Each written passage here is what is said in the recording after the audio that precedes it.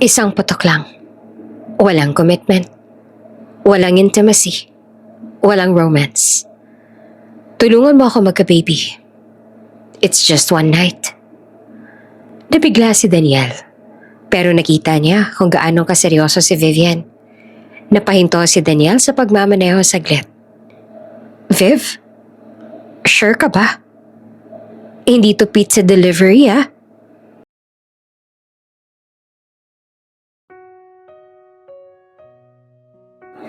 Maingay yung function room ng maliit pero sosyal na restaurant sa Quezon City.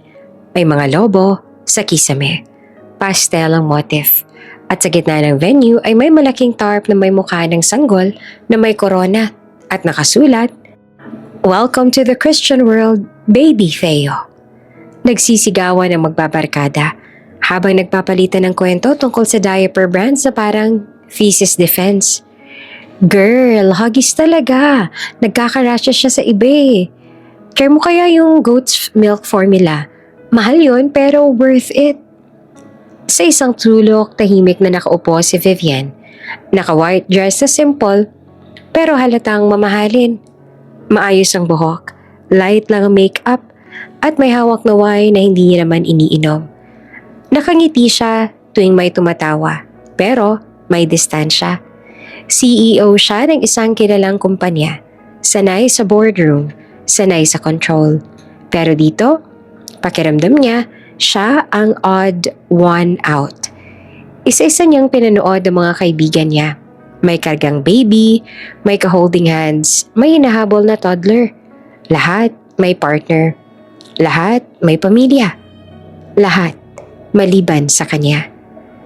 Viv, dito ka nga! Sigaw ng isa sa kaibigan.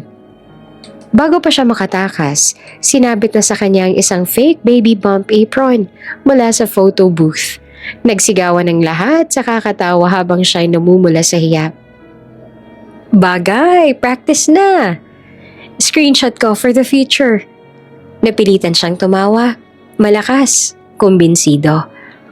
Pero sa loob may kung anong kumirot. Sa group picture, nagsisiksikan ang mga mag-asawa. Naiwan siyang mag-isa sa dulo.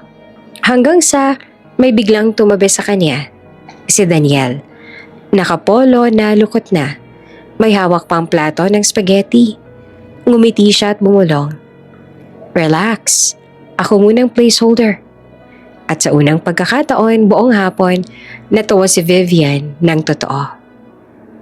Paglipat nila sa buffet area, mas lumakas ang ingay. Halo-halong tunog ng kubyertos, tawa at iyak ng mga bata na ayaw magpa-picture ulit. Si Vivian pumila sa pasta station. Nagpanggap na sobrang interesado sa choice ng sauce, kahit pareho lang naman ang amoy. Viv, dito ka! Tawag ni Mika. Isa sa barkada niya, habang kumakaway gamit ang hawak na baby bottle. Pag-upo niya sa table, parang automatic na nag-iba ang topic. Kanina, diaper at gatas. Ngayon, siya na. Uy, Vivian! Sabi ni Jessa habang nagkakalkal ng lumpia. Serious question ha? Kailan ka ba mag-aasawa? Sumugod agad si Mika. Clock is ticking, girl. Hindi ka na bumabata. Napangiti si Vivian. Yung smile na sanay niyang isuot sa meetings. Polite, controlled. Walang bakas ng inis. Nako, busy lang talaga. Sagot niya. Sabay lagay ng konting pasta sa plato. Busy ka naman palagi eh. Tawa ng isa pa. CEO ka nga. Pero hindi ka pwedeng CEO forever. Kailangan mo rin ng asawa. Bago siya makasagot, may lumapit na babae na may malaking handbag at mas malaking boses. Ay, ikaw pala si Vivian? Sabi nito na parang matagal na silang close. Anak, maganda ka naman. Bakit wala ka pang asawa? Naniga si Vivian ng konti. Hindi niya kilala, pero kilala siya dahil sa barkada o dahil sa usapan. Ramdam niyang uminit ang pisngi niya, pero umiti pa rin siya. Parang nagpipicture. Choice ko po. Biro niya. Light lang. Sabay tawa na pilit. Sa gilid, narinig niya si Daniel na sumingit. Tita, baka mataas standards niya. Pwede rin siyang mag-apply. May form ba? Sabay kindat sa barkada. Nagkatawanan sila. Nawala saglit ang spotlight sa kanya. Pero ang bigat sa dibdib niya, hindi. Habang kumakain, tumitingin siya sa paligid. May isang asawa na pinupunasan ng bibig ng partner niya. May isa namang nag-aayos ng bib ng baby. Mga eksenang simple pero nakakatusok. Gusto niya rin magkaroon ng ganon. Hindi yung partner lang, kundi yung bata. Yung may tatawag sa kanya ng mama. Pero sa totoo lang, pagod na siyang maghintay ng tamang tao na parang out of stock palagi. Para makalayo, tumayo siya at nag-volunteer magbantay sa kids' corner. May maliit na playmat, ilang plastic blocks at isang toddler na parang may mission mang-hijack ng atensyon. Pag-upo niya ay biglang dumiretso ang toddler sa kanya at kumapit sa hita niya, parang octopus. Ate! Sabi ng bata sabay dikit ng pisngi sa tuhod niya. Uy, hello! Bulong ni Vivian. Medyo natatawa. Sinubukan niyang tanggalin ng maingat, pero ayaw bumitaw. Mas humigpit pa ang yakap ng bata. Doon na siya natahimik. Ang lambot, ang init, ang simple. Parang may pinto sa loob niyang biglang bumukas. Yung matagal niyang tinutulak palayo. Viv? Boses si Daniel sa likod niya. Paglingon niya, si Daniel ay nakatayo. May hawak na cupcake. Sa ibabaw ay may icing na nakasulat. Nang pang-asar pero cute. Future hot mom. Inabot nito sa kanya na parang peace offering. Baka kailangan mo to. Pangkontra sa mga tanong. Sabi niya na mahina ang boses. Mas seryoso kesa kanina. Napangiti naman si Vivian. Ngayon ay mas totoong smile na. Grabe ka. Pero tinanggap niya. At habang kumakapit pa rin yung toddler sa kanya, hindi niya napigilang isipin. Paano ko hindi na ako maghintay? Medyo malamig na ang hangin sa labas ang matapos ang binyag. Isa-isa nang nag-uwian ng mga bisita. May bitbit na loot bags at pagod ang mga bata na nakatulog na sa balikat ng mga magulang. Nakatayo naman si Vivian sa gilid ng parking lot. Hawak ang maliit na token na bigay ng ninang. Isang mini succulent na may tawag na Watch Me Grow. Napangiti siya doon. Sana ganun lang kadali, naisip niya. Hatid na kita, sabi ni Daniel habang ina-unlock ang kotse niya. Ayokong mag-grab ka pa ng ganitong oras. Sure ka? Baka out of way, sagot niya. Viv, QC to Makati lang to, hindi Baguio, tara na. Tahimik ang unang ilang minuto ng biyahe. Tanging tunog ng signal light at mahinang music sa radyo ang maririnig. Hanggang sa si Daniel na ang unang nagsalita. Grabe no? Sabi niya. Lahat sila may asawa na. Tayo na lang naiwan sa clearance sale. Napatawa si Vivian. Hoy, hindi tayo clearance. Limited edition tayo. Ah, ganun ba? Bakit puro may depektong napupunta sa atin? Sabay tawa ni Daniel. Yung ex ko, naalala mo? Yung gym instructor? Yung may motivational quote sa bio pero nangungutang sa'yo? Sagot ni agad. Exactly. Walking red flag na may abs. Talo ka, sabi ni Vivian. Yung huli ko, few months na kami bago ko nalaman na may legal wife pala sa Bulacan. Grabe, extended universe pala si kuya. Pareho silang natawa ng malakas. Yung tipong tawang may halong pagod at konting kirot. Parang pareho silang sanay gawing joke ang mga maling tao na pinapapasok nila sa buhay. Biglang nagpalit ng kanta sa radyo. Isang sobrang cheesy na love song mula early 2000s.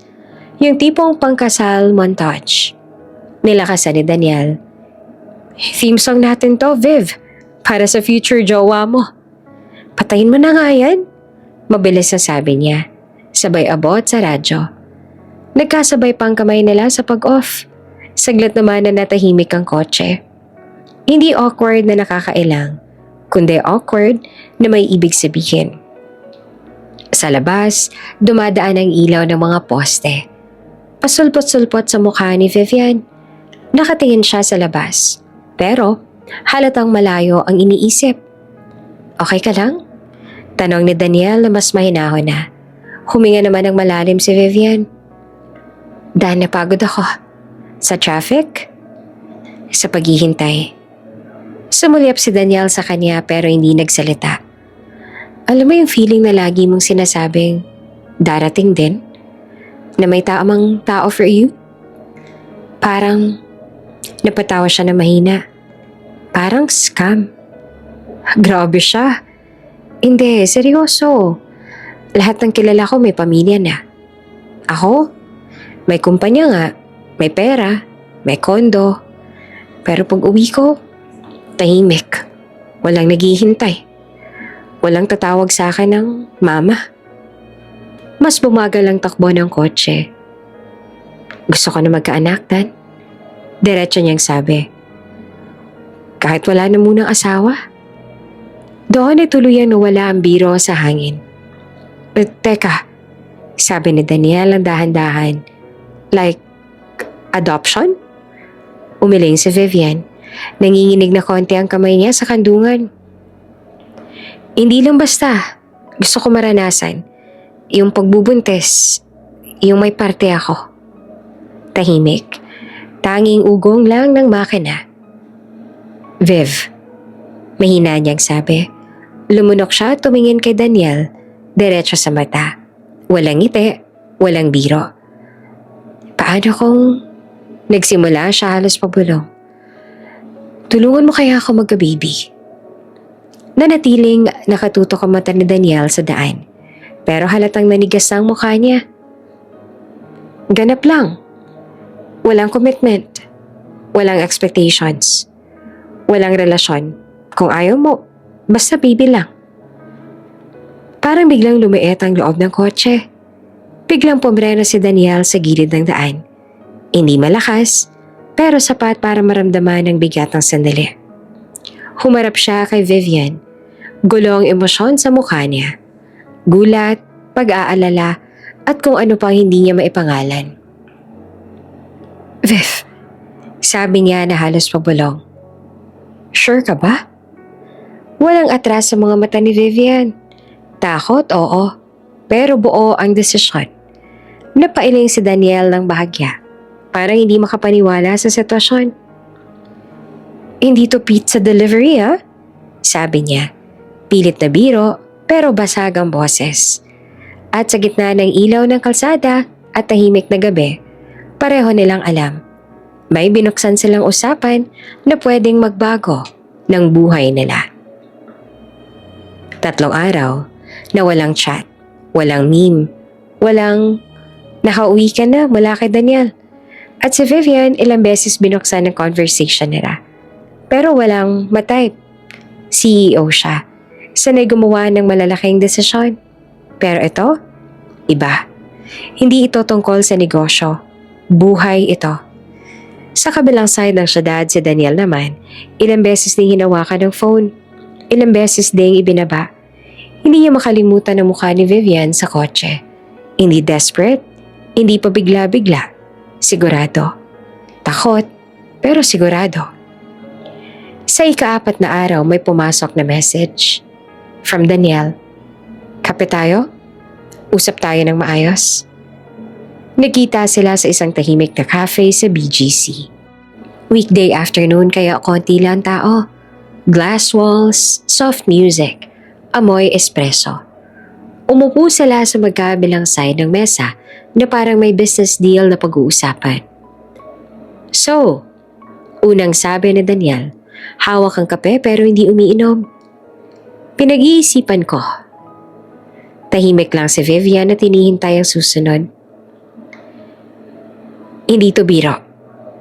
Hindi rin basta pabor lang. Dagdag niya. Pero kilala kita at may tiwala ako sa'yo. Doon siya napahinga ng malalim. Gagawin natin to ng malinaw. Sabi ni Vivian at agad na bumalik ang CEO mode. Kinuha niya ang phone niya. May rules para walang gulo. Grabe, may minutes of meeting ba to? Biro naman ni Daniel. Meron, kung gusto mo. Pinuksan niya ang notes app. Rules. Number 1, walang selosan. Number 2, walang aasa. Number 3, baby lang. Tinitigan nilang dalawa ang listahan. Parang kontrata na walang lawyer. Sabi ni Daniel. Libre consultation lang. Sagot naman ni Vivian. Pareho silang natawa. Yung tawang may kaba sa ilalim. Alam nilang kahit anong sulat nila dyan, walang kasiguraduhan ang emosyon. Paglabas sila ng cafe, awkward ang paalam. Text ka pag nakauwi ka na, sabi ni Daniel. Sure. Pero ng gabing yon pareho silang gising. Si Vivian nakatitig sa kisame. Paulit-ulit binabasa ang 3 rules. Si Daniel naman nakahiga pero mulat ang mata. Iniisip kung paanong nagsimula sa binyag at nauwi sa desisyong pwedeng magbago ng buhay nila habang buhay. 3 alarm ang sinet ni Vivian para sa araw na yon. Hindi dahil may meeting siya, kundi dahil iyon ang araw na may bilog sa ovulation calendar app niya. Ilang linggo niya itong pinag-iralan na parang board exam. May notes pa siya sa planner. Peak days, no stress, hydrate. CEO energy. Pati reproduction, naka-project plan. Maaga siyang nagising kahit kulang sa tulog. Nakahiga siya saglit, nakatitig sa kisame. Habang ang utak niya ay parang sabay-sabay na meeting. Ready na ba talaga ako? What if magbagong isip niya? What if ako magbagong isip? Umupo siya at hinawakan ang dibdib niya. Mabilis ang tibok. Kalma. Bulong niya sa sarili. Desisyon mo to. Buong umaga naglinis siya ng kondo na parang may paparating na health inspector. Pinalitan niya ang bedsheets, inayos ang couch pillows, nag-spray pa ng light room mist na amoy fresh linen. Pagkatapos, napaupo siya sa sofa at napatawa ng mahina. Vivian, CEO ka, bakit kinakabahan kang parang first date mo? Sabi niya sa sarili. Dahil siguro sa totoo lang, mas mabigat pa to kaysa sa first date. Bandang gabi naligo siya ng matagal. Pinatuyo ang buhok, nagsuot ng simpleng pambahay. Hindi sexy, hindi formal. Yung komportable, yung siya lang. Bago dumating si Daniel, nagbuhos siya ng konting wine sa baso. 1 lagok, 2. Para lang kumalma. Bulong niya. Nag-doorbell. Parang may kumalabog sa dibdib niya. Pagbukas niya ng pinto, si Daniel ang nandoon. Naka-t-shirt at jeans. May dalang maliit na paper bag. Bumili ako ng ice cream. Sabi niya na parang nahihiya. Baka kailangan natin ng distraction? Napangiti si Vivian. Salamat. Pagpasok ni Daniel, pareho silang parang hindi alam saan ilalagay ang mga kamay. Sanay silang magbiruan. Pero ngayon, may bigat sa hangin. Umupo sila sa sofa. May pagitan na isang throw pillow na parang border. So, kumain ka na? Tanong na Daniel. Yeah. Ikaw? Oo. Traffic nga lang. Small talk. Safe topics. Weather na lang kulang. Ilang minuto silang nanood ng random cooking video sa TV na walang may gustong aminin na wala naman talagang pinapanood. Hanggang sa natahimik. Yung klaseng tahimik na alam mong hindi na maiiwasan ang totoong dahilan ng pagpunta. Naunang magsalita si Vivian. Mahina lang. Okay ka lang? Huminga naman ng malalim si Daniel. Kinakabahan pero nandito ako. Tumango siya. Ako rin. Walang romantic music. Walang dramatic na ilaw. Walang movie movement. 2 taong parehong takot. Parehong desidido. Parehong hindi sigurado kung tama ba to. Pero piniling magtiwala sa isa't isa. Maingat ang galaw. Maraming sandaling may alanganin. May mahihinang tawa dahil sa hiya.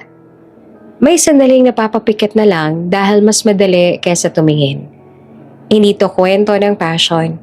Ito ay kwento ng desisyon. At nung matapos ang lahat, ang unang narinig ay mahina nilang paghinga at ang ugong ng aircon. Pareho silang nakahiga. Nakatingin sa magkaibang direksyon ng kisame. Sabi ni Daniel. Sabay upo agad. Water? Yeah, sagot ni Vivian. Sabay tayo rin. Pareho silang umiwas ang tingin habang inaayos ang damit. Parang may invisible line na biglang sumulpot sa gitna ng sala. Sa kusina, nag-abot si Daniel ng baso ng tubig. Nagkasalubong saglit ang kamay nila. Thanks, sabi ni Vivian. Sure. Gusto niyang magsabi ng kahit ano. Joke, comment, kahit tungkol sa ice cream na natunaw na sa mesa. Pero parang may bumara sa lalamunan niya. Pareho nilang nararamdaman. Huwag muna nating pag-usapan ang nararamdaman. Masyadong delikado. Masyadong maaga. Bumalik sila sa sofa. Kumain ng ice cream diretso sa tub. Salitan sa kutsara. Pero wala ang dating gaan. Tahimik, pero hindi komportable. Parang may bagong pader na itinayo sa pagitan nila. Pagkatapos ng ilang minuto, tumayo si Daniel. Siguro, alas na ako? Sabi niya. Okay, sagot naman ni Vivian. Pilit na normal ang boses. Sa pinto, saglit silang nagkatitigan. Maraming gustong itanong. Maraming gustong linawin. Pero pareho nilang piniling huwag. Text ka pag nakauwi ka na, sabi niya. Oo. Umalis si Daniel. Pagkasara ng pinto, doon lang napaupo si Vivian sa sahig. Nakasandal sa pinto. Huminga siya ng malalim, para ngayon lang ulit siya nakahinga ng buo. Hindi siya umiiyak. Hindi rin siya masaya. Nasa gitna siya ng isang bagay na hindi niya alam ang dulo. Sa kabilang banda naman ng syudad, si Daniel naman tahimik lang sa pagmamaneho. Walang radyo, walang tawag. Hawak niya ang manibela pero ang isip niya nasa kondo pa rin ni Vivian. Pareho silang may parehong iniisip. Simula pa lang to. At pareho silang natatakot kung saan sila dadalhin ng simula na yon. Hindi nag-text si Vivian kinabukasan tungkol sa nangyari. Nag-text siya tungkol sa noodles. May naiwan kang ice cream dito, tunaw na. Kasalanan mo to. Text ni Vivian. Grabe, victim blaming? Bili na lang tayo ng bago. At doon ulit nagsimula sa simpleng usapan na parang walang mabigat na desisyong pinagsaluhan. Lumipas ang 2 linggo, may isang umaga na tahimik siyang umupo sa gilid ng kama, hawak ang pregnancy test. Isang linya, negative. Matagal siyang nakatitig doon. Hindi umiiyak, hindi rin nabigla. Parang may parte sa kanyang handa na. Nag-message siya kay Daniel bandang hapon. Hindi nag-work. Saglit bago dumating ang reply. Okay lang. Try tayo ulit. Project yan, diba? Iteration. May kasunod pang laughing emoji. Napangiti si Vivian. Buti na lang, marunong pa rin silang magbiro. Sa pangalawang schedule, mas magaan na ang hangin. Wala nang wine, wala nang matagal na katahimikan. Parang pareho na nilang alam kung bakit nandoon ang isa't isa at hindi kailangan lagyan ng drama. Pagkatapos, hindi agad sila umuwi sa kanika nilang mundo. Nauwi sila sa kusina, parehong gutom. May pansit canton ka? Tanong ni Daniel habang binubuksan ang cabinets na parang sa bahay niya. 2 lang. Huwag mo ubusin, sagot ni Vivian. Habang naghihintay kumulo ang tubig, nanonood sila ng random cooking video sa phone ni Daniel. Isang foreign chef na gumagawa ng sobrang complicated na ramen. Tignan mo yan, may thermometer pa sa sabaw, sabi ni Daniel. Samantalang tayo pag hindi maalat, sapat na, sagot naman ni Vivian. Kumain sila sa counter. Nakatayo at parang parehong may hawak na mangkok ng instant noodles. Simple, tahimik, pero hindi na awkward. Mas masarap to kaysa fine dining, sabi ni Daniel. Depende kung positive next time, sagot niya. Hindi na sila umiwas sa usapan. Lumipas pa ang linggo, hindi pa rin agad nag-work. Isang gabi dumating si Daniel na pagod, galing overtime. Si Vivian naman, galing sa buong araw na meeting. Masakit ang likod at kakaupo. Ay, ang sakit ng likod ko. Reklamo niya habang nakahiga sa sofa. Gusto mo masahe? Tanong na Daniel. Napalingon siya. Marunong ka? May girlfriend ako dati na laging may back pain. Training arc ko yun. Wow, character development. Umupo siya sa sahig sa likod ng sofa. Maingat ang kamay niya. Hindi bastos, hindi malisyoso. Parang simpleng pag-aalaga lang. Okay lang pressure? Tanong niya. Oo. Wait. Ay, oo. Sige, dyan. Napapikit si Vivian. Hindi dahil romantic, kundi dahil matagal na rin simula nang may gumawa ng ganitong bagay para sa kanya nang walang kapalit. Salamat. Mahina niyang sabi. Welcome. Sagot naman niya na simple lang. Isang gabi pagkatapos ng isa na namang try na nauwi sa kwentuhan, napagod silang pareho. May palabas sa TV na hindi nila sinusubaybayan. Nakahiga si Vivian sa sofa. Ulo niya ay nasa braso ng couch. Umupo si Daniel sa kabilang dulo. Hanggang sa maya-maya, lumapit siya ng kaunti. Hindi sadya, para lang mas makakita sa TV. Hanggang sa halos magkadikit na ang balikat nila. Walang nagsalita. Hanggang sa pareho na lang silang nakatulog. Walang mali siya. Walang plano. Walang rules na nilabag. Pero pagising na Vivian bandang 3:00 ng madaling araw, nakapatong ang ulo niya sa balikat ni Daniel at ang kumot na nasa kalahati nilang dalawa. Hindi siya gumalaw agad. Tahimik lang siya. Pinapakinggan ng steady na paghinga ni Daniel. Sa unang pagkakataon, mula nang sinimulan nila ito, hindi niya naramdaman na mag-isa siya. Hindi lang ito tungkol sa baby. Hindi pa niya inaamin, pero may nagbabago. Sa mga sumunod na pagkikita, mas madalas na ang tawa kaysa kaba. May mga gabi na nauuwi sa pag-order ng fries 12:00 ng gabi. May mga usapan tungkol sa childhood nila, sa paborito na lang cartoons, sa mga pangarap na hindi nila nasabi sa kahit kanino. Alam mo, sabi ni Daniel minsan habang nakaupo sila sa sahig, may hawak na milk tea. Ang weird ano? Parang mas kilala pa kita ngayon kesa nung barkada days natin. Dati kasi puro inom lang tayo. Sagot naman ni Vivian. Ngumiti siya. Ngayon iba na trip natin. Fertility journey. Shut up. Tawa niya at sabay bato ng throw pillow. Pero sa likod ng biruan, may bagong lambot sa pagitan nila. Hindi nila pinag-uusapan ng feelings. Hindi nila binabanggit ang posibilidad. Pero sa bawat gabi na mas matagal ang kwentuhan kesa sa orasan, sa bawat simpleng hapunan, sa bawat ingat ka pag uwi, may unti-unting nabubuong koneksyon na hindi nila planano. Nagsimula ito bilang arrangement. Pero habang tumatagal, mas nagiging natural ang presensya nila sa buhay ng isa't isa. At kahit pareho nilang pilit inaalala ang 3 rules sa notes app, walang salosan, walang aasa, baby lang, may parte sa kanila ang tahimik na nagtatanong, paano ko hindi na lang ito tungkol sa plano? Maaga nagising si Vivian dahil sa kakaibang pakiramdam sa tiyan niya. Hindi pa naman hilo, hindi rin sakit. Parang may kakaiba lang. Ilang araw nang delayed ang period niya, pero ayaw niyang umasa.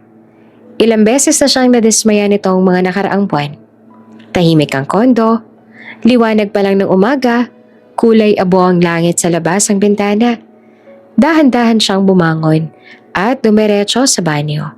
Nasa drawer pa rin ang pregnancy tests na binili niya, just in case. Ilang beses na rin niyang tinignan ang kahon na yon, pero ngayon lang siya may lakas ng loob gamitin ulit. Habang hinihintay ang resulta, hindi siya humihinga ng maayos. Okay lang kahit hindi pa. Bulong niya sa sarili. Okay lang. Tiningnan niya ang test. Isang linya. Tapos, may isa pang unti-unting lumilitaw. Naniga siya. Hindi. Mali to. Agad niyang sabi na parang may kausap. Binasa niya ulit ang instructions. Positive daw kapag 2 linya. Kahit faint. Umupo siya sa gilid ng bathtub. Hawak ang test. Nanginginig ang kamay. Lumipas ang 5 minuto. Hindi nawawala ang pangalawang linya. Tumayo siya bigla at kumuha pa ng isa pang test. At isa pa. 3 test sunod-sunod. Lahat may 2 linya. Napaupo siya sa sahig ng banyo. Napahawak sa bibig niya. Hindi siya umiiyak agad. Parang hindi pa nagsisink in. Buntis ako. Mahina niyang sabi. Pagkatapos noon, doon pa lang nagsimulang tumulo ang luha niya. Tahimik, mabagal, halo-halong saya at takot. Hindi na siya nag-ayos. Naka-oversized shirt pa rin siya. Ang buhok ay magulo pero agad niyang kinuha ang phone niya. Tinawagan niya si Daniel. 2 ring, 3. Hello? Antok na boses ni Daniel. Hindi siya agad nakapagsalita. Viv, okay ka lang? Huminga siya ng malalim. Dan? Bakit may nangyari? Positive. Tahimik sa kabilang linya. Akala niya naputol ang tawag. Dan? Oh, wait. Mahina niyang sagot. May kalusko sa background. Parang napaupo siya. Like, positive? Oo. 3 tests na. Mas lalong tumahimik. Pagkatapos may marahang tawa na parang hindi makapaniwala. Grabe. Galit ka ba?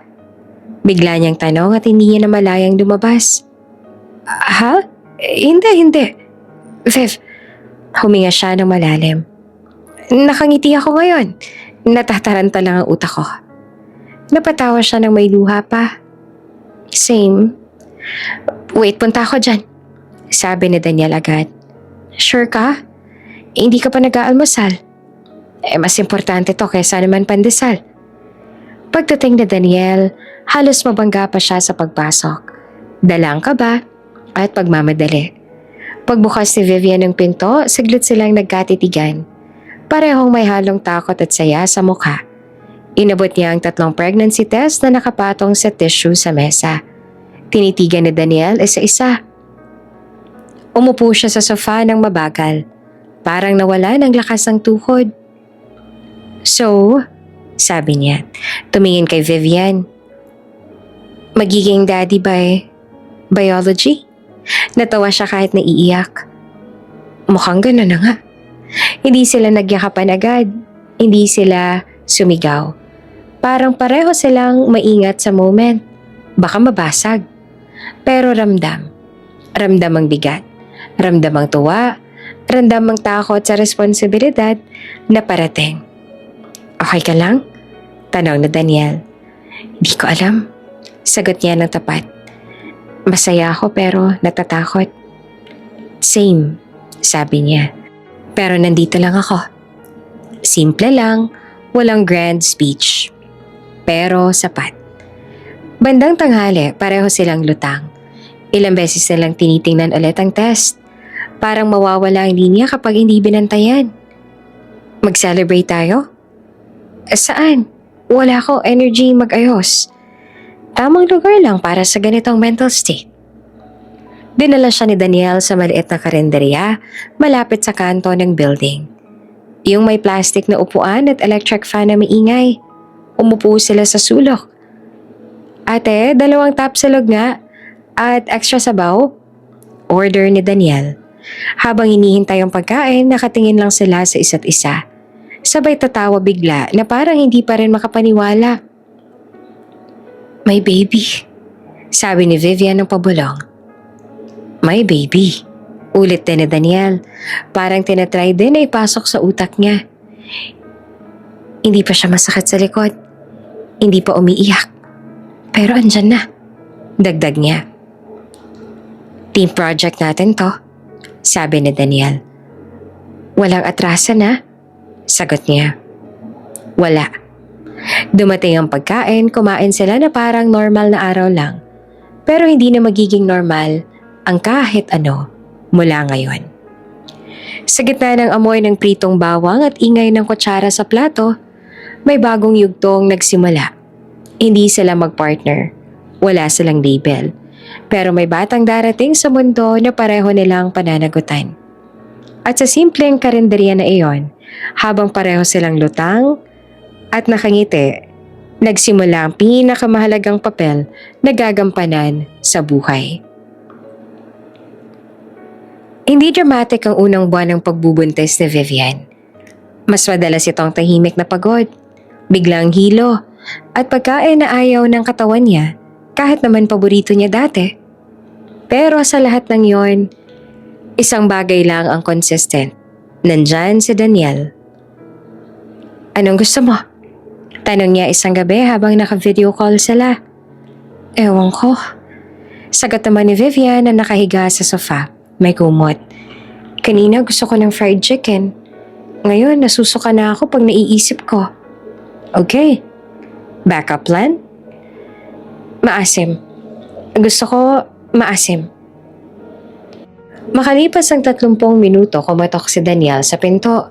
May dalang supot ng green mango, sinigang mixed candy, at 2 pang random na maasim na snacks. Hindi ko alam kung alin dyan ang trip ng hormones mo, sabi niya. Overachiever, sagot niya, pero nakangiti. Isang umaga sa clinic, magkatabi silang nakaupo sa OB waiting area. Puro buntes sa paligid. May mga asawang may hawak ng bag. May naglalaro sa phone. May nag-aabang ng number. Si Vivian may hawak na maliit na envelope ng lab results. Si Daniel naman may hawak na bote ng tubig at maliit na fan. Nahihilo ka ba? Tanong niya agad nang mapansin niyang tahimik siya. Medyo. Inabot agad niya ang tubig. Dahan-dahan lang. Simple, walang drama. Pero ramdam ni Vivian na hindi niya kailangang maging matapang, mag-isa.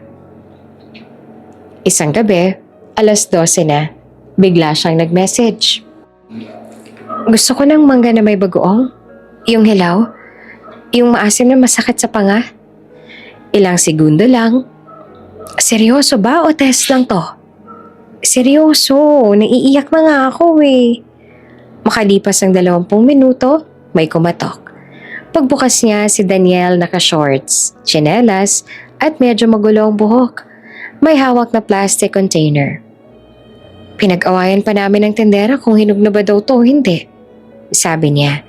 Napatawa naman si Vivian habang inaamoy ang mangga. Salamat. O ito bayad, isang hiwa. Umupo sila sa kusina. 12:30 na ng gabi. Naghihiwa ng mangga habang nakasandal ang tiyan niya sa mesa. Ganito ba talaga to? Tanong ni Daniel. Welcome to pregnancy, sagot niya na may ngiting pagod. Dumating ang unang ultrasound appointment na may heartbeat na maririnig. Tahimik sila pareho sa loob ng dim na room. Nakahiga si Vivian, may malamig na gel sa tiyan. Si Daniel nakatayo sa tabi. Hindi alam saan ilalagay ang kamay. Tapos, narinig nila. Dab-dab, dab-dab, dab-dab. Mabilis, maliit, buhay. Nanigas si Daniel. Sa kanya yun? Tumango ang doktor. Strong heartbeat. Hindi naman nagsalita si Vivian. Hindi rin sa Daniel. Pero paglingon niya, nakita niya na may luha sa gilid ng mata nito. Pilit, pinapahid. Paglabas sila ng klinik, tahimik pa rin sila.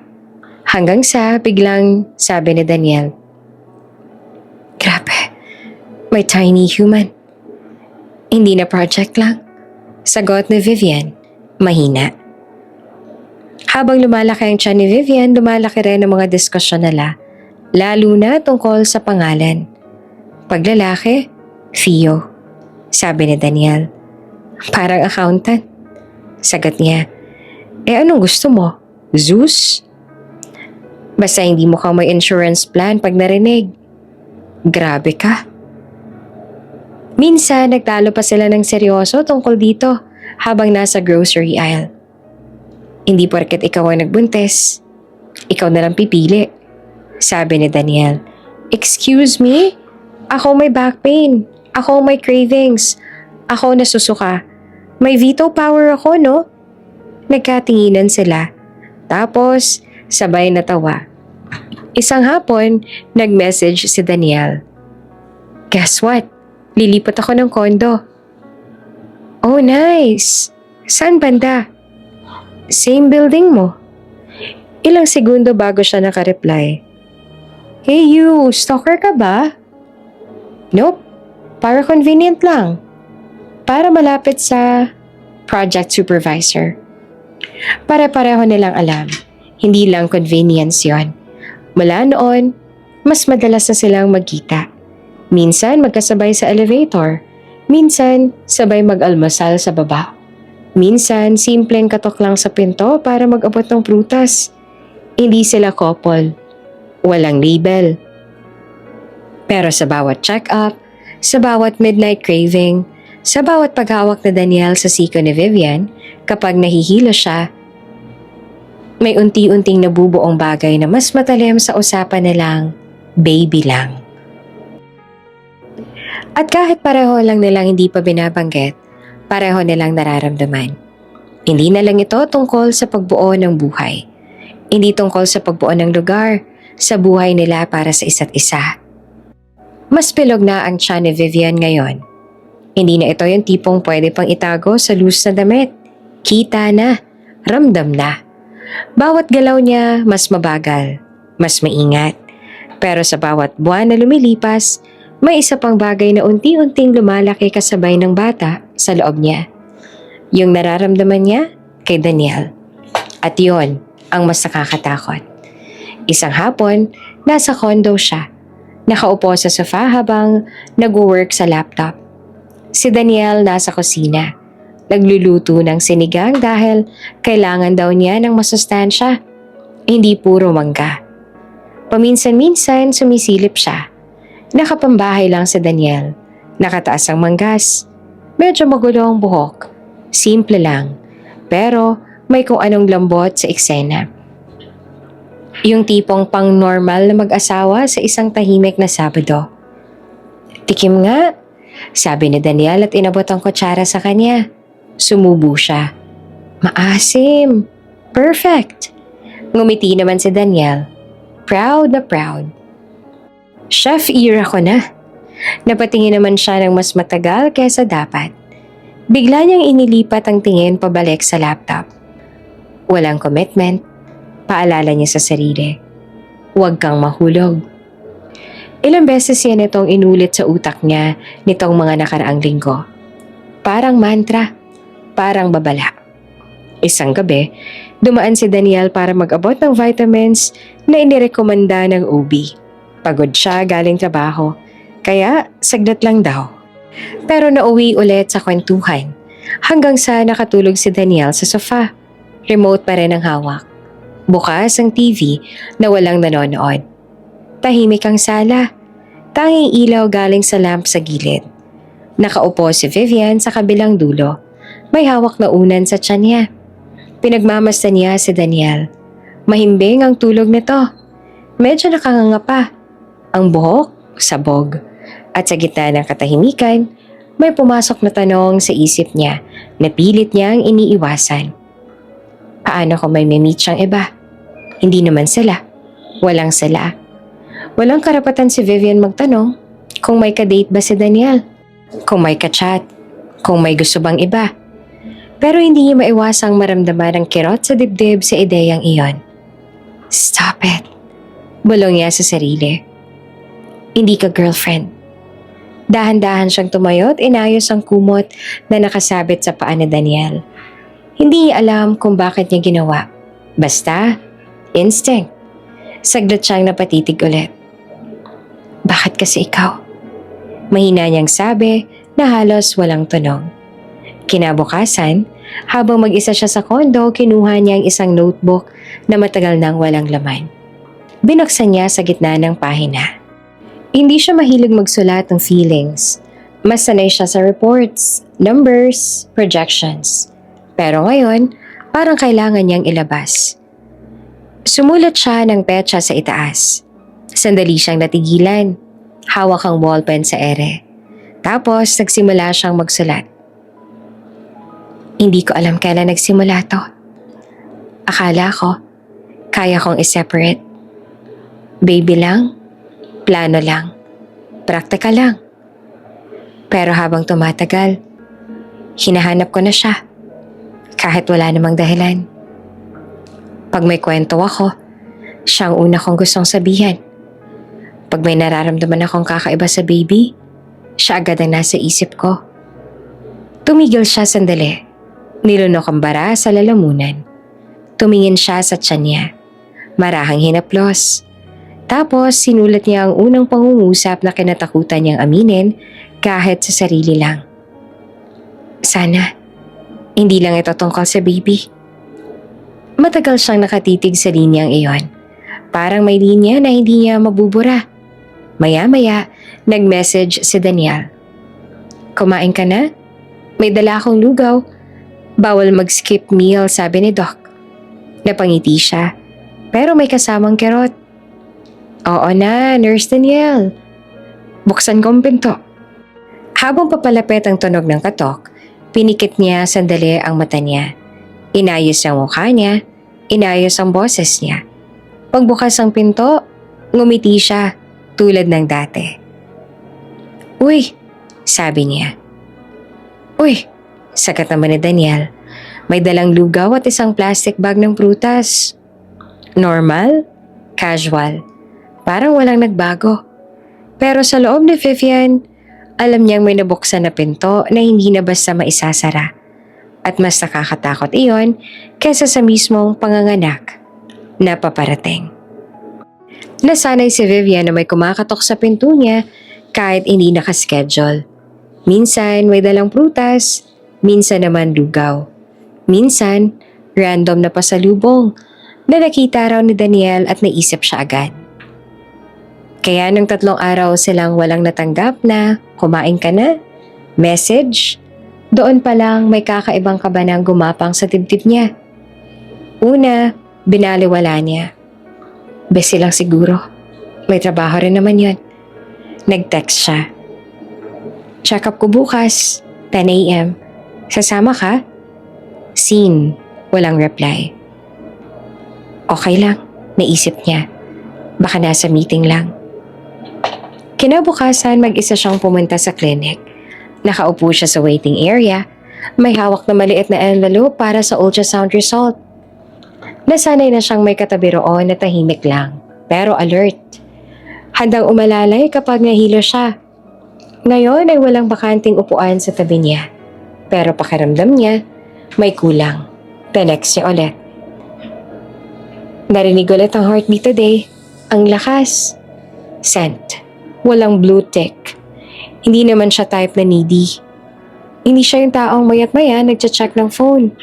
Pero ngayon, kada ilang minuto, tinitingnan niya ang screen. Wala. Pag-uwi niya sa kondo, may bitbit siyang maliit na paper bag. Dumaan siya sa baby store sa baba ng mall, malapit sa Design a Bear. Gusto niyang ipakita kay Daniel. Ang liit, diba? Sana sasabihin niya. Pero tahimik ang unit niya pagpasok niya. Nilapag niya ang paper bag sa mesa. Tinitigan saglit. Nag-message siya ulit. Okay ka lang? Tanong ni Vivian. Delivered, pero walang reply. Lumipas ang isa pang araw. Walang chat, walang tawag, walang katok sa pinto. Sinubukan niyang tumawag. 1 ring, 2 rings, voicemail. Napaupo siya sa sofa, hawak pa rin ang phone. Hindi naman siya ganito dati. Kahit busy, kahit pagod, may isang later call man lang. May emoji, may kahit ano. Ngayon, wala na. Kinabukasan na grocery siya. Mabagal maglakad dahil sa bigat ng tiyan niya. May kinuha siyang fresh orange juice. Sabi ng ubi, dagdag daw sa vitamins. Ngunit bigla siyang nahilo. Automatic, hinanap ng mata niya ang taong wala doon. Dan, tubig nga, muntik niyang masabi. Humawak siya sa cart, huminga ng malalim, at pinilit maging steady. Okay ka lang, ma'am? Tanong ng bagger. Oo, sagot niya. Pilit ng ngiti. Pregnant lang. Pag-uwi niya, may isang unread message sa Barkada group chat. Uy guys, nakita niyo bang IG story ni Daniel? May kasunod na screenshot. Airport. May caption na New Chapter. Nanlamig ang kamay ni Vivian. OMG, nasa abroad na pala siya? Kailan pa? Nakatitig lang si Vivian sa screen. Parang lumalabo ang mga letra. Nag-type siya ng private message. Nasa abroad ka? Sent. Seen. Walang reply. Parang may mabigat na bato na ibinagsak sa dibdib niya. Tumayo siya, naglakad paikot sa sala. Mabagal at parang hindi alam saan pupunta. Bakit hindi niya sinabi? Hindi naman siya nangihingi ng pangako. Hindi naman siya humihingi ng relasyon. Isang paalam lang. Isang, aalis ako. Isang, kaya mo ba? Yun lang. Tinawagan niya ulit. Voicemail. Umupo siya sa sahig. Sandalan ng sofa. Hawak ang tiyan niya. Okay lang tayo. Bulong niya sa baby. Okay lang tayo. Pero ngayon, may kirot na hindi niya maipaliwanag. Hindi lang ito dahil buntis siya. Hindi lang ito dahil bigla siyang mag-isa sa check-ups, kundi dahil nasanay siyang may taong nandyan. At isang araw, parang bula, nawala. Binuksan niya ang paper bag ng baby socks. Kinuha niya ang maliit na pares. Hindi man lang niya nakita to. Bulong niya. Doon ay unang pumatak ang luha. Hindi malakas na iyak. Yung tahimik lang. Tuloy-tuloy habang yakap niya ang sarili niyang tiyan. Lumipas ang mga araw na parang mas mabagal ang oras. Patuloy siyang nagsisend ng updates. 6 months ng baby ngayon. Malakas ang sipa niya today. Next check-up ko Friday. Lahat delivered. Lahat walang sagot. Sa group chat, may bali-balita minsan. May training daw siya sa abroad, sabi ng pinsan ko. Ang tagal naman ng training. Pero wala ring sigurado. Hindi siya nagtanong ng diretso sa barkada. Hindi niya kayang marinig ang sagot. Isang gabi, nakatayo siya sa balcony. Hawak ang mainit na gatas na hindi niya iniinom. Nakatingin siya sa mga ilaw ng city. Dati, kapag ganitong oras, may message si Daniel. Tulak mo ulit ako sa convenience store. May cravings ka ba? Ngayon, wala. Hinaplos niya ang tiyan niya habang may gumagalaw sa loob. Sorry ha, bulong niya. Hindi ko inaasahan na ganito. Hindi niya pinagsisihan ng desisyon. Hindi niya pinagsisihan ng baby. Pero ngayon niya naramdaman kung gaanong kasakit ang mawala ng taong hindi mo man lang opisyal na nakarelasyon. Pero siyang pinili mong sandalan sa pinakamahalagang yugto ng buhay mo. Walang away, walang closure, walang paliwanag. Isang araw na nandyan. Kinabukasan, wala na. At sa unang pagkakataon si Vivian na sanay kontrolado ang lahat, ay naiwan na sa sitwasyong wala siyang sagot. Wala siyang hawak at walang taong matatanong kung bakit. At doon niya unang naramdaman ng totoong bigat ng salitang naiwan. Maulan ng gabi at nagsimula ang pananakit. Hindi dramatic, walang sigaw agad. Parang simpleng cramps lang noong una. Nasa sala si Vivian, nakaupo sa floor cushion. May nakabukas na baby checklist sa tablet niya. Mga huling gamit na kailangang ilagay sa hospital bag. Biglang may kumirot sa puso niya. Bulong niya at napahawak sa tiyan. Ilang segundo lang nawala rin. Oops! May break muna. Gusto mo bang ma-shoutout dito sa channel ni Ate Jane? Mag-comment lang ng lesson you learned from the latest story uploaded. Dahil pipili kami ng isang best comment of the day para i-shoutout sa susunod na upload. Kaya huwag kalimutang mag-iwan ng lesson you learned after you watch this video. Maraming salamat! Shoutout nga pala kina Catalina Zapanta from Taytay Rizal, Esther Lucas, at Franz Serge. Sa ating mga taga-subaybay, paki-comment naman po sa baba kung taga saan kayo. Para alam ko kung hanggang saan umaabot ang mga kwento ni Ate Jane. At para may shoutout ko rin kayo sa mga susunod pa nating mga kwento. Maraming salamat sa pagkikinig.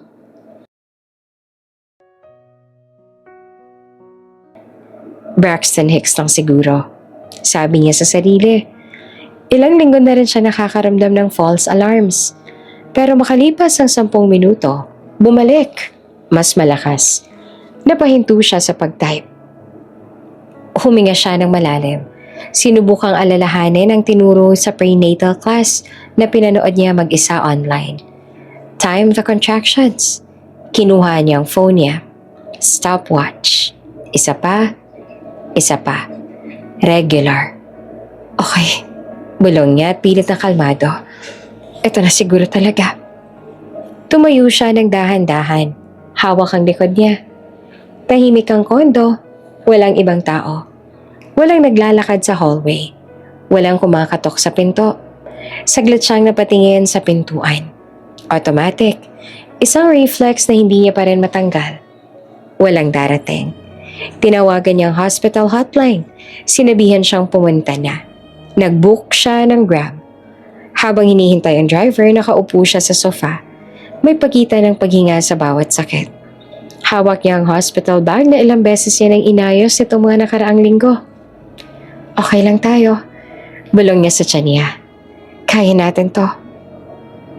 Pagdating sa ospital, sinalubong siya ng amoy disinfectant at malamig na ilaw sa ER entrance. May nurse agad na lumapit. First baby, ma'am? Oo, sagot niya na pinipilit maging steady ang boses. May kasama po ba kayo? Saglit siyang natigilan. Wala, ako lang. Sandali nagbago ang tingin ng nurse. Mas malambot, mas maingat. Okay lang po ma'am, nandito po kami. Sa labor room, pinahiga siya sa kama. May mga makina, may BP monitor, may tunog ng heartbeat ng baby na paulit-ulit sa background. Tuwing may contraction, napapapikit siya. Mahigpit ang hawak sa gilid ng kama. Breathe, ma'am. Inhale. Exhale. Sabi ng nurse. Tumango siya, pero may mga sandaling gusto niyang may ibang kamay siyang mahawakan. Yung kamay na minsang nag-abot ng mangga ng 12:00 ng gabi. Yung kamay na lagi nakaalalay sa siko niya kapag nahihilo siya. Ngayon, ang hawak niya lang, sarili niyang kamay. Pinag-cruise niya ang mga daliri niya. Mahigpit na parang may ibang taong kahawak. Okay lang to. Bulong niya sa sarili. Ginusto mo to. Ilang oras ang lumipas, hindi niya na alam kung anong oras na. Ang alam lang niya, pagod na siya. Basa na ang noon niya sa pawis. Nanginginig ang tuhod niya sa pagod at sakit. Malapit na ma'am, sabi ng doktor. Kaya pa? Tumango siya. Wala na siyang energy na magsalita. Sa huling push, napasigaw siya. Hindi dahil gusto niya, kundi dahil kusa nang lumabas. Tapos biglang iyakan. Maliit, manipis, buhay. Napatigil ang mundo niya. Inaabot na po sa inyo, sabi naman ng nurse. May mainit na maliit na katawan na inilagay sa dibdib niya. Nakita niyang mukha ng anak niya sa unang pagkakataon. Maliit na ilong, nakapikit na mga mata, mapupulang pisngi. Napangiti siya habang may luha na tuloy-tuloy sa gilid ng mata niya. Hi, bulong niya. Andito na si Mama. May nurse naman na nakangiti sa gilid. Nako, hindi niyo po kamukha, ma'am. Sabi nito ng pabiro. Baka kamukha ng daddy. Ngumiti naman si Vivian. Yung tipong polite lang. Hindi niya kaya magpaliwanag. Oo nga po. Mahina niyang sagot. Pero sa loob niya, may kirot na biglang sumabay sa saya. Sa recovery room, tahimik ang paligid. Mahina ang ilaw. May ibang nanay sa kabilang kortina. May kausap sa phone. May tumatawa sa kabilang kama. Si Vivian, mag-isa. Katabi niya ang basalat ng baby niya. Mahimbing ang tulog. Pinagmamasdan niya ang maliit na mukha nito. Okay lang to. Bulong niya. Ginusto ko to. Kaya ko to. Paulit-ulit niya itong sinasabi. Parang mantra. Pero tuwing sasara ang mata niya, may isang imahe ang pumapasok. Isang bakanting upuan sa tabi ng hospital bed. Isang taong dapat sana nandun. Hindi niya alam kung galit ba siya. Mas masakit na wala siyang masisi. Kinagabihan, habang tahimik ang ward at mahina na lang ang ilaw mula sa hallway, umiiyak ang baby niya. Dahan-dahan niya itong kinuha. Inangat papunta sa dibdib niya. Shhh! Andito si Mama. Bulong niya. Habang pinapatahan niya ang bata, doon na rin tumulo ang mga luha niya. Tahimik. Walang hikbit. Yung tipong iyak na hindi mo pinapansin kasi may mas mahalagang kailangang alagaan. Sorry ha, bulong niya sa anak niya. Hindi ganito yung picture na nasa isip ko. Pero mahal na mahal kita. Kahit ganito. Yumakap ang maliit na kamay ng baby sa hospital gown niya. Doon siya tuluyang napaiyak. Nakayuko, yakap ang anak niya. Sa gitna ng tahimik na gabi sa ospital, mag-isa siya. Pero hindi na siya nag-iisa. At sa pagitan ng sakit, pagod at lungkot, may isang malinaw na bagay sa puso niya. Hindi man perpekto ang simula nila, totoo ang pagmamahal niya bilang ina.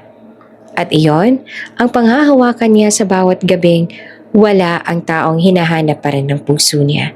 Kahit pilit niyang sinasabing, okay lang. 4 na taon ang lumipas na parang sabay mabagal at mabilis. May mga gabi na parang hindi na matatapos ang pagod. Lalo na nung baby pa lang si Milo. At sabay-sabay ang iyak, lagnat at puyat. May mga umaga naman na nagigising si Vivian na hindi niya namamalaya na lumaki na pala ang paa ng anak niya at hindi na kasya ang dating sapatos. Ngayon, 4 na taong gulang na si Milo. Makukulit ang mata, mahilig magtanong ng bakit.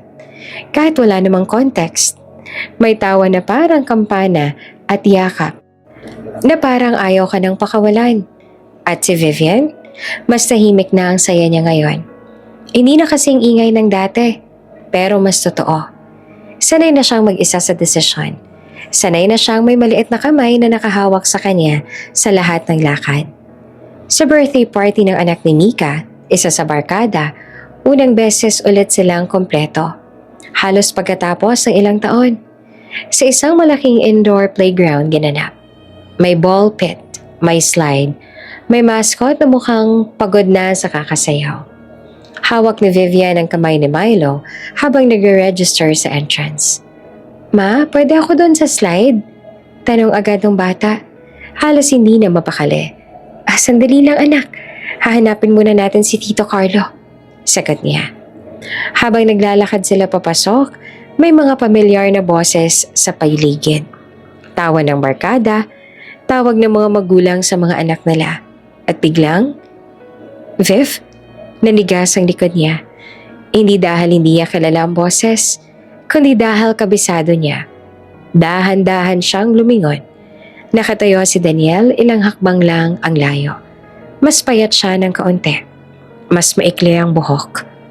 May konting linya sa gilid ng mata. Pero siya pa rin.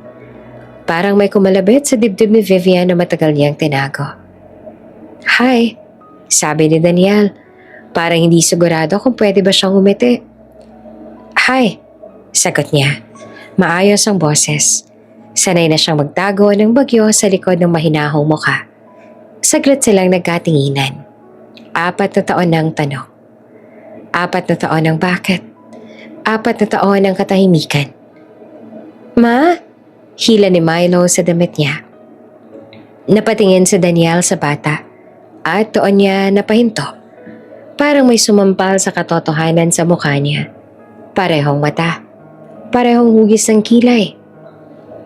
Parehong paraan ng pagtingin na parang may gustong itanong pero hindi masabi. Siya ba? Hindi natapos si Daniel ang tanong. Tumango si Vivian. Isang maliit, matatag na tango. Anak, sabihin mo hi. Sabi niya kay Milo. Hi! Sabi ng bata na medyo nahihiya. Pero nakangiti. Hi! Sagot naman ni Daniel na halos pabulong. Ang cute mo. Hindi siya maalis ang tingin. Parang binibilang niya ang bawat detalye ng mukha ng bata. Parang hinahanap niya ang sarili niya roon.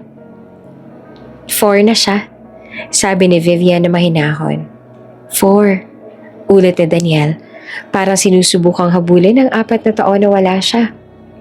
Bago pa sila makapagsalita, may sumigaw na bata mula sa slide area. Ma, tingnan mo ako! Go anak, dito lang ako. Sabi ni Vivian. Tumakbo si Milo papunta sa play area. Parehong sumunod ang tingin nila. Tahimik ang pagitan nila. Hanggang sa biglang, nadala si Milo sa dulo ng slide at medyo tumagilid ang bagsak. Hindi naman malakas, pero sapat para umiyak. Ay! Sabi ni Vivian na pasagod na. Pero mas mabilis si Daniel. Nakayuko na siya agad. Inalalayan ng bata. Hey, okay ka lang? Dahan-dahan. Hinawakan niya ang siko ni Milo. Inangat ng maingat. Tumigil ang iyak ng bata. Medyo nagulat. Tito, sabi nito tinitingnan ang mukha ni Daniel. Brave ka, sabi ni Daniel ng may ngiti. Slide tayo ulit mamaya pero maingat. Tumingin si Milo sa kanya tapos ay biglang ngumiti ng malaki. Ang bait mo, sabi ng bata. Napangiti naman si Daniel. Pero may basa na sa mata niya. Dumating si Vivian. Hinimas ang ulo ng anak niya. Okay ka lang? Oo ma, sagot ni Milo. Tapos tumingin kay Daniel ulit. Sana may daddy din ako kagaya mo. Parang tumigil ang mundo. Nawala ang ingay ng party. Nawala ang tugtog. Nawala ang tawa ng ibang tao. Si Vivian, parang may humigpit sa dibdib niya. Si Daniel napayuko, hindi agad makasagot. At si Milo, inosente lang. Hindi alam ang bigat ng sinabi niya. Biglang hinila ni Vivian ang kamay ng anak niya. Anak, doon ka muna kay Tito Carlo. Sabi niya at pilit steady ang boses. Bakit? Tanong ng bata. Go lang muna. Ma's here. Sagot niya. Pagkalayo ng bata, doon lang niya hinarap si Daniel. Nanginginig ang kamay niya, pero pilit niyang kinokontrol. Hindi mo pwedeng gawin to ngayon. Mahina pero madiin niyang sabi. Viv, 4 years, Daniel? Isang pangungusap, pero dala ang bigat ng lahat. Ni hindi mo malang sinabi. Hindi mo malang tinanong kung buhay pa ba kami. Dagdag niya. Pero mababa ang boses. Ayaw niyang marinig ng iba. Napapikit si Daniel. Parang bawat salita may tama. Pwede ba tayo mag-usap? Tanong niya. Hindi ngayon. Sagot ni Vivian kaagad. Sa malayo, tumawa si Milo habang nakikipaglaro. Walang kaalam-alam na ang mundo niya ay nakatayo lang ilang hakbang mula sa kanya at nagkakawatak-watak. Huminga ng malalim si Vivian. Pinipigilan ang luha. Hindi mo alam kung ilang beses ka hinahanap ng mata ko sa ospital. Sabi niya ng mahina. Kung ilang gabi akong may gustong tawagan pero hindi naman sumasagot. Hindi siya sumigaw. Hindi siya nag-eskandalo. Pero mas masakit ang kalmadong galit. Sa unang pagkakataon, sa loob ng 4 na taon, nakita ni Daniel ang bigat ng iniwan niya. At sa unang pagkakataon, si Vivian ay hindi lang ina, kundi babaeng nasaktan ng tahimik at natutong mabuhay kahit wasak ang plano. Sa gitna ng makukulay na lobo at ingay ng party, may 3 buhay na muling nagtagpo. Pero hindi na sila yung dating tatlo. At alam ni Vivian, ito pala ang simula ng mga tanong na matagal niyang kinimkim. Pagbalik ni Vivian sa table ng barkada, hawak niya ang juice box ni Milo na hindi naman ito iniinom. Kailangan lang niya ng dahilan para lumayo sandali. Sa likod niya, naririnig pa rin niya ang boses ni Daniel na kausap ang ibang tropa.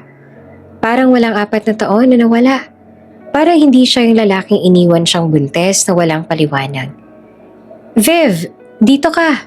tawag ni Mika. "Tagal mo nawala ah." Ngumiti siya at umupo. Inayos ang buhok niya na parang walang nangyari.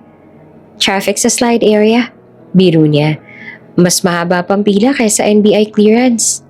Nagkatawanan sila. Ilang segundo lang, umupo si Daniel sa bakanting upuan sa tapat niya. Parang may kumalapit sa hangin. "Uy, Daniel!" sigaw ni Carlo. "Buhay ka pa pala? Kala namin naging foreigner ka na." "Hindi naman," sagot niya at pilit ng ngiti. "Nagka-chance lang na magtrabaho sa labas." "Tagal mo dun ah," dagdag ni Jessa. "Di ka malang nagparamdam." Saglit na tumingin si Daniel kay Vivian bago sumagot. "Medyo naging busy eh." "Busy? 4 years busy?" Sabat ni Vivian na magaan ang tono pero may talim. Tahimik ang mesa sa saglit. Tapos may nagbiro agad para maibsan ng bigat. "Uy, drama naman agad," sabi ni Carlo na tumatawa. "Birthday party kaya to?" Ngumiti si Vivian, pero hindi umabot sa mata. "Relax, joke lang," sabi niya. "Sanay naman kami sa mga taong biglang nawawala." Hindi direkta, pero malinaw kung para kanino. Napakamot si Daniel sa batok. Hindi makatingin sa kanya. Nagpalit ng topic ang barkada. Trabaho, presyo, ng tuition, kung gaano ng kamahalang diapers ngayon. Pero sa bawat biro na may single parent life, may sagot si Vivian na may halong pait. "Viv, ang galing mo nga eh," sabi ni Mika. "Solo mo lahat kay Milo." Wala namang choice eh," sagot niya agad. "May mga tao kasing magaling sa simula, pero hindi marunong tumapos." Hindi siya nakatingin kay Daniel. Hindi niya kailangan. Ramdam niya kung saan tumatama ang salita. "Grabe ka naman," sabi ni Jessa. Kalahating natatawa, kalahating kinakabahan. "Parang hugot yan ah." "Wala," sabi ni Vivian. "Uminom na lang ng juice." "Observation lang." Sa kabilang side ng table, tahimik lang si Daniel. Hindi siya sumasagot. Hindi siya nagtatanggol. Mas lalong nakakapikon. "Bakit ang bait mo ngayon?" Sigaw ng isip ni Vivian. "Nasa na yan nung kailangan kita." Lumapit si Milo, pawis na pawis. May hawak na lobo. "Ma, tingnan mo oh," sabi nito at pinakita ang face paint na kalahating borado na. "Wow, superhero ka na pala?" sabi ni Vivian at pinunasan ng pawis sa noon ng anak niya. Napatingin si Daniel sa eksena, sa paraan ng pag-aalaga ni Vivian, sa paraan ng pagkapit ni Milo sa kanya. "Ang cute niya talaga," sabi ni Daniel na mahina. "Mana sa nanay," mabilis na sagot ni Vivian. May ilang barkada ang napatingin sa kanila. Nakaramdam ng kakaiba sa tono.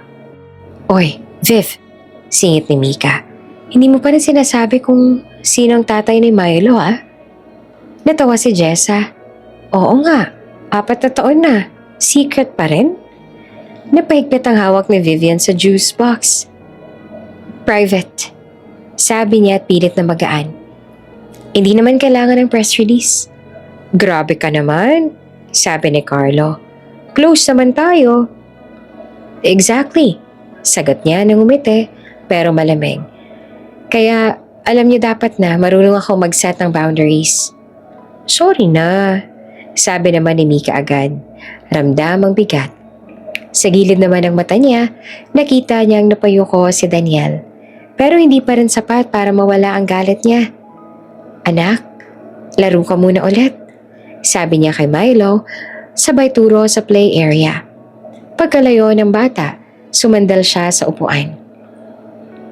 Ang tahimik mo ngayon sabi niya kay Daniel. Parang casual lang. Hindi ka na pala joker. Huminga ng malalim si Daniel. Viv, relax. Putol niya agad. Party to. Bawal serious. Pero bawat salita niya may tinik. Hindi siya sumisigaw. Hindi siya umiiyak. Pero bawat biro niya may baong 4 na taon ng tanong. Miss ka na namin ng barkada. Sabi ni Carlo kay Daniel. Dapat, nagparamdam ka man lang. Yeah, dagdag ni Vivian na nakangiti. Kahit postcard lang. Wish you were here. Pero mas masaya ako doon. Tahimik ulit. Sa malayo, naririnig ang tawanan ng mga bata. Dito sa mesa, ibang klase ang ingay. Yung hindi naririnig, pero ramdam. Sa loob ni Vivian, may 2 boses. Isa, galit na galit. Isa, umiiyak pa rin. Pero pareho silang nagsasabing, hindi ka basta makakabalik. Hindi pagkatapos ng 4 na taon ng katahimikan. At habang tuloy ang party, tuloy na rin ang palitan nila ng mga salitang mukhang biro.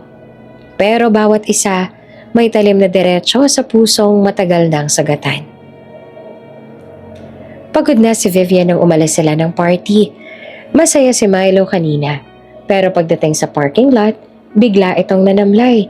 Mainit ang noo. Mabigat ang katawan. Ma, pagod ako. Bulong ng bata. Ang ulo'y nakasandal sa balikat niya. Hinawakan ni Vivian ang noo nito. Mainit. Hindi simpleng pagod. Okay lang anak, uwi na tayo. Sabi niya at pilit na kalmado. Pinaupo niya si Milo sa car seat. Kinabit ang seatbelt.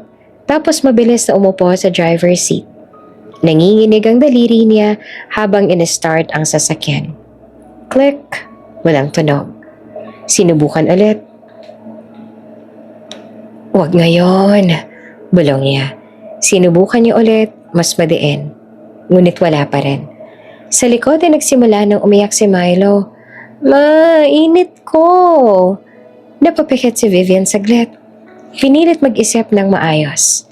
Lumabas siya ng kotse, binuksan ang hood kahit wala naman siyang alam sa makina. Tinitigan niya ang loob na parang may milagro na mangyayari. Please naman, bulong niya. Walang milagro. Bumalik siya sa loob, kinuha ang phone, nanginginig ang kamay. Wala nang available na Grab na malapit. Mahina ang signal. Sa likod ay lumalakas na ang iyak ni Milo. Ma, ayoko na. Hikbi nito. Sorry anak, sorry. Sabi niya at hindi alam kung anong uunahin. Umiyak, magpanik, o maging matatag. Bigla, may ilaw ng kotse na tumigil sa likod niya. May busina, mahina. Hindi niya agad nilingon. Hanggang sa may pamilyar ng boses. Viv? Nanigas siya. Binaba ang bintana. Si Daniel, nakapolo pa rin galing party. Pero halatang nagmamadali. Anong nangyari? Tanong niya agad. Lumapit sa kotse. Wala, okay lang. Sagot ni Vivian na mabilis. Aayusin ko lang. Narinig ni Daniel ang iyak ni Milo. Anong nangyari sa kanya? May lagnat lang, kaya ko to. Hindi niya kayang tignan si Daniel sa mata. Hindi ngayon. Pero bumukas na ang likod sa pinto ni Daniel. Kinuha niya ang maliit na flashlight sa kotse niya at sumilip sa hood ng sasakyan ni Vivian. Battery to, malamang. Hindi na to aandar ngayon. Sabi niya ng diretso. Okay lang, tatawag na lang ako ng tow truck. Viv, mahina pero firm ang boses. May lagnat yung bata. Alam ko. Sagot niya na mas matigas ang tono kaysa gusto niya. Lumapit si Daniel sa passenger side. Sumilip kay Milo. Hey champ, sabi niya na marahan. Mainit ka.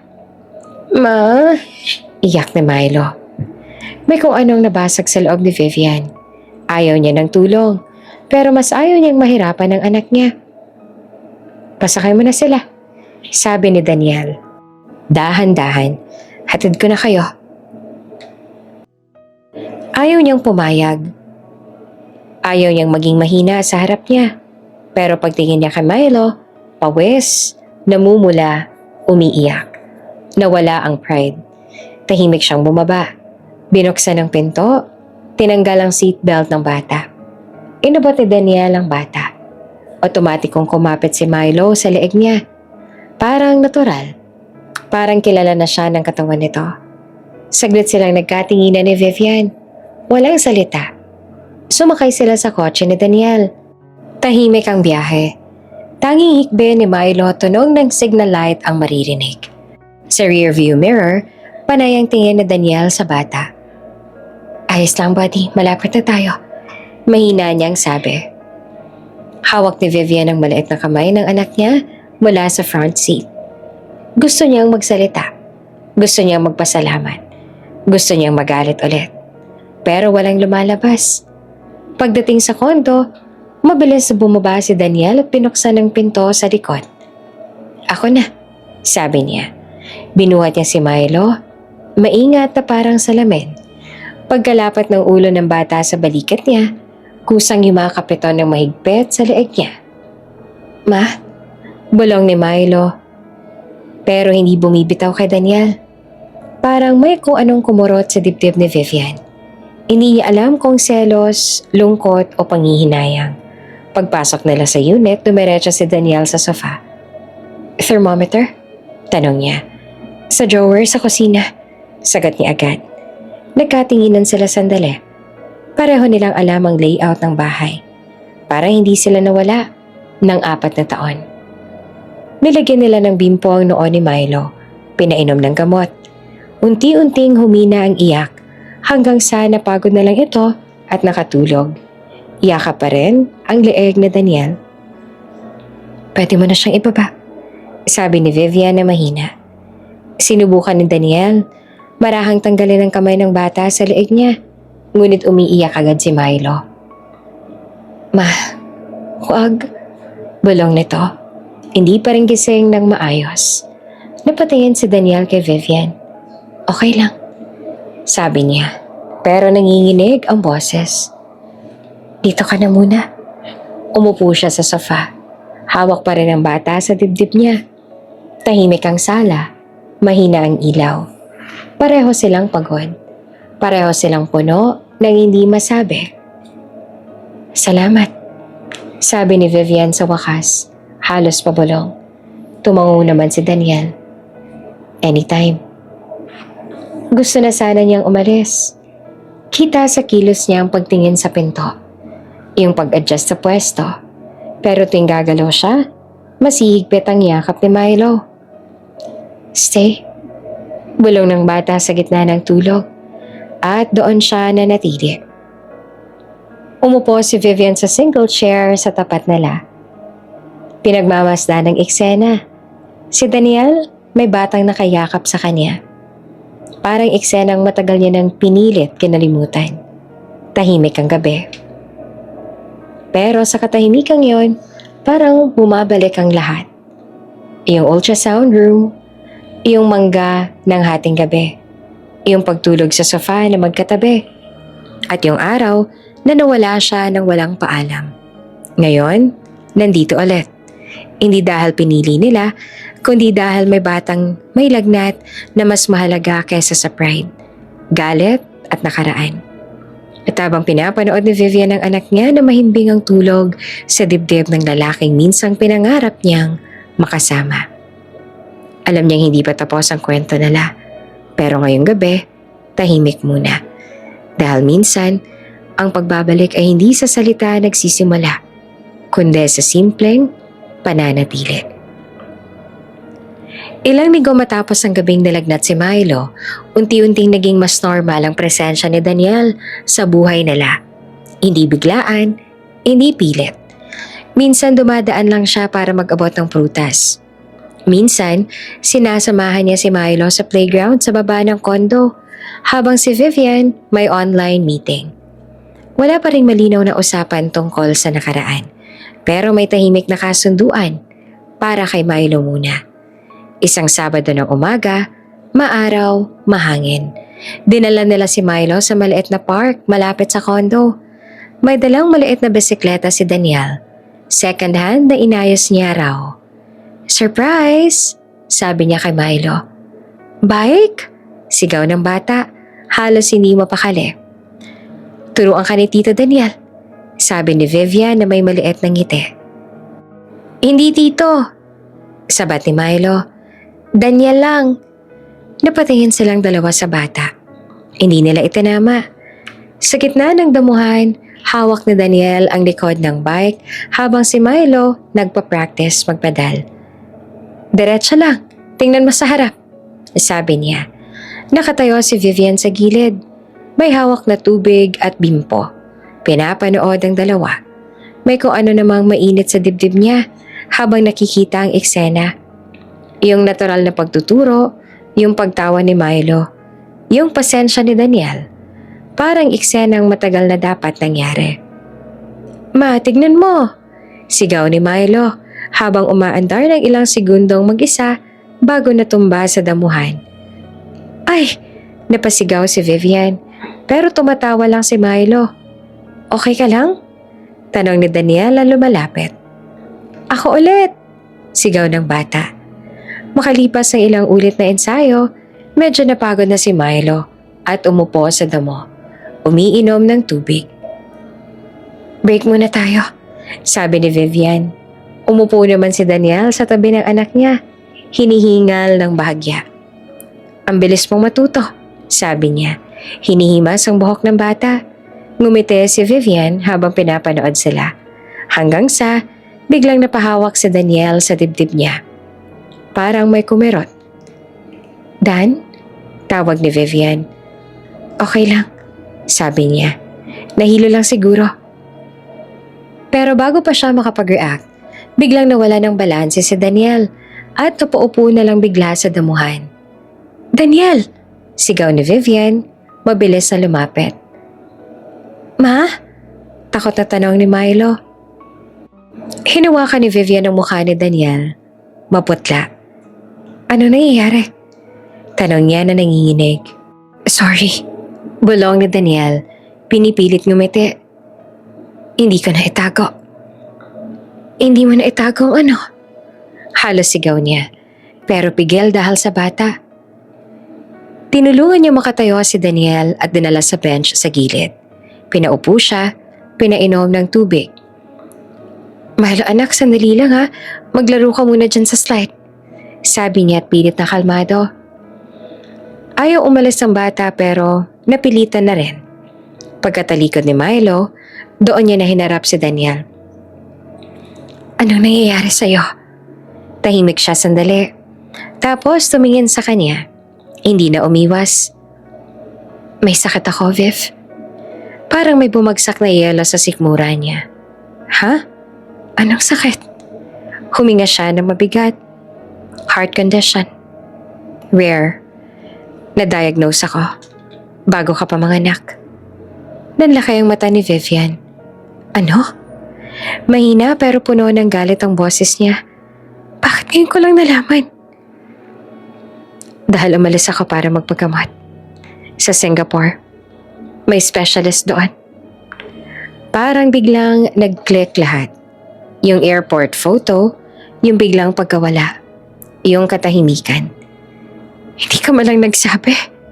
Nanginginig ang boses niya. Buntis ako noon, Daniel. Yun na nga, sabi niya agad. Malapit ka ng mga nakman at hindi ko kayang dagdagan pa yung iniisip mo. Pero hindi mo desisyon yun. Sabi niya na napaluha. Karapatan kong malaman. Viv, namumuo rin ang luha sa mata ni Daniel. Hindi sigurado kung mabubuhay pa ako noon. Nanahimik siya. Malala ang kondisyon ko. May rescue procedure. Sabi ng doktor, 50-50. Naupo si Vivian sa tabi niya. Parang nanghina ang tuhod niya. Kung namatay ako doon, tuloy na Daniel. Ayoko ang huling memory mo sa akin. Ay yung pag-aalala habang buntis ka. Ayoko maghintay ka sa wala. Tanga ka ba? Mahina pero basag ang boses niya. Mas pinili mong mawala na lang? Naisipin ko, iniwan mo kami? Napayuko si Daniel. Mas madali para sa'yo magalit kaysa umasa tapos mawala ako. Tahimik ang paligid. May hiyawan ng mga bata sa malayo. Pero parang malayo sa mundo nila. Buhay ka pa naman, sabi ni Vivian na mahina. Akala ko gumaling na, sagot niya. After treatment, sabi stable na. Kaya bumalik ako dito. Akala ko pwede na ako. Maging parte ng buhay niyo, kahit na papaano. Akala mo, ulit niya na may pait. Pero bumalik yung symptoms itong mga buwan. Dagdag niya, hindi ko lang sinasabi. Ayokong guluhin ulit kayo. Hindi na napigilan ni Vivian ang luha. Galit siya, nasasaktan siya. Pero mas malakas ang takot na nararamdaman niya ngayon. 4 years, Daniel. Bulong niya. 4 na taon kitang kinamuhian. Araw-araw. Alam ko. Sagot niya na mahina. Akala ko hindi ka lang responsable. Akala ko wala lang sa'yo yung anak mo. Wala akong araw na hindi ko kayo inisip. Sabi niya, basag ang boses. Kahit nasa hospital bed ako. Tahimik ulit. Sa malayo, tumatakbo si Milo pabalik sa kanila. Ma, look! Sigaw nito. Mabilis na pinahid ni Vivian ang luha niya. Ngumiti si Daniel kahit pagod ang mukha. Sa loob ni Vivian, sabay-sabay ang emosyon. Galit dahil iniwan siya sa dilim, lungkot dahil mag-isa niyang hinarap ang lahat. At pagmamahal na kahit anong pilit niyang patayin, nandoon pa rin. Pero ngayon, mas malinaw na ang katotohanan. Hindi siya iniwan dahil ayaw. Umalis siya dahil natatakot. At minsan, ang mga desisyong akala natin tama para protektahan ang mahal natin, siya pa palang pinakamasakit na sugat na maiiwan. 6 na buwan matapos ang araw na muntik nang himatayan si Daniel sa park, ibang-iba na ang sitwasyon. Hindi naging madali. May mga hospital visits, may maintenance meds, may mga araw na pagod siya agad. Pero magaling ang doktor niya at mas naging disiplinado si Daniel kesa sa lahat ng naging desisyon niya sa buhay. Stable na ang kondisyon mo, sabi ng cardiologist isang hapon. Basta tuloy-tuloy ang gamutan at iwas stress. Doc, sabi ni Daniel na tumingin saglit kay Vivian sa tabi niya. Late na ba para magpakasal? Napatingin ang doktor sa kanila, tapos ay natawa. Kung yan ang stress na gusto mo, go! Paglabas nila ng clinic, napailing si Vivian. Grabe ka, doon ka pa talaga nagtanong? Para medical clearance na rin, sagot niya na may ngiti. Mas magaan na ngayon ang tawa nila. Mas totoo. Isang Sabado, nag-organize si Daniel ng simpleng salo-salo sa function room ng condo.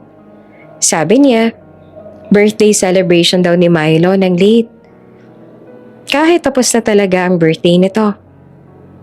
Bakit may tarp? Tanong ni Vivian habang pumapasok. Decor lang. Sagot ni Daniel na hindi makatingin ng diretso. Nandoon ang buong barkada. May spaghetti, may lumpia, may mga batang nagtatakbuhan. Speech! Speech! Sigaw ni Carlo nang makitang may hawak na mic si Daniel. Uy, teka lang, sabi ni Vivian. Pero nakuha na ni Daniel ang mic. Kinabahan siya. Guys, simula ni Daniel na medyo nanginginig pero nakangiti. Alam niyo naman siguro na mahilig ako sa dramatic comeback.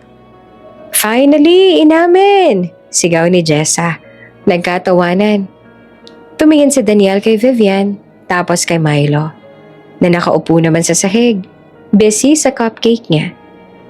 4 years ago, may ginawa akong desisyon na akala ko ay tama.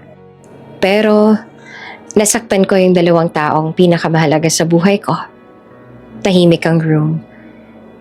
Hindi ako nawala dahil ayoko. Tuloy niya.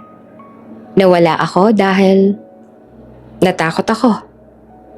Pero ngayon, ayoko nang matakot. Dahan-dahan siyang lumuhod sa harap ni Vivian. Vivian, Sabi niya at diretso sa mata. Hindi naging perpekto ang simula natin. Walang candlelight, walang ligawan. May ovulation calendar pa nga. Nagtawanan ng barkada. Pero sa lahat ng planado sa buhay ko, ikaw at si Milo, ang pinakatotoo. Humugot siya ng maliit na kahon sa bulsa. Nanlaki ang mata ni Vivian. Daniel! Pwede bang itama ako na to? Sabi niya. Hindi dahil sa awa. Hindi dahil sa utang. Kundi dahil mahal na mahal ko kayo. Tahimik. Pakakasalan mo ba ako? Sa likod ay sumigaw si Carlo. Say yes na yan! Natawa si Vivian habang umiiyak. Ang tagal mo bumawi, sabi niya. Nanginginig ang boses. Pero, oo. Sumabog ang hiyawan sa paligid. Lumapit si Milo, hawak ang cupcake. Ma, ano nangyayari? Lumuhod si Daniel sa level niya. Champ, sabi niya na mahina. Pwede mo ba ako maging daddy? Hindi lang sa puso, kundi sa papel din? Nag-isip si Milo saglit. Yung daddy ba na magtuturo sa akin magbike ulit? Tanong nito. Oo. Yung daddy na bumibili ng mangga? Oo. Ngumiti ang bata. Sige. Tumawa at umiyak sabay si Vivian. Alam niyo na ngayon. Sigaw ni Mika sa barkada. Si Daniel ang daddy. Tagal na naming hula yan. Sagot naman ni Jessa. Sa simpleng civil wedding, makalipas ang ilang buwan, walang engranding venue. Garden lang sa loob ng city, ilang upuan, puno ng ilaw. Si Milo ang ring bearer. Sobrang seryoso habang naglalakad. Sa harap ng maliit na grupo ng pamilya at barkada, magkahawak kamay sina Vivian at Daniel. From business meeting, bulong na Daniel, to wedding ceremony. Next time may lawyer na, sagot niya. Natawang officiant. Sa huling bahagi ng seremonya, hinawakan ni Daniel ang kamay ni Milo. Simula ngayon, sabi niya, hindi na lang kita aalalayan sa pagbike. Kasama mo na ako sa lahat. At sa wakas, buo na ang pamilyang hindi nila planong buuin. Pero piniling mahalin ng buong buo. Hindi man perpekto ang simula, pero minsan, ang mga kwentong nagsimula sa maling timing, sila pala ang may pinakatamang ending.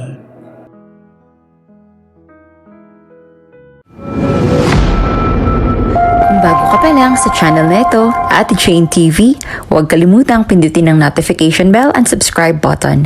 Sana po hindi naman malaking abala sa inyo ang pagpindot ng subscribe button dahil ang kapalit po nito ay ang pagsuporta para makapag-produce ng mga libreng stories sa mga channels ni Ate Jane. Maraming salamat!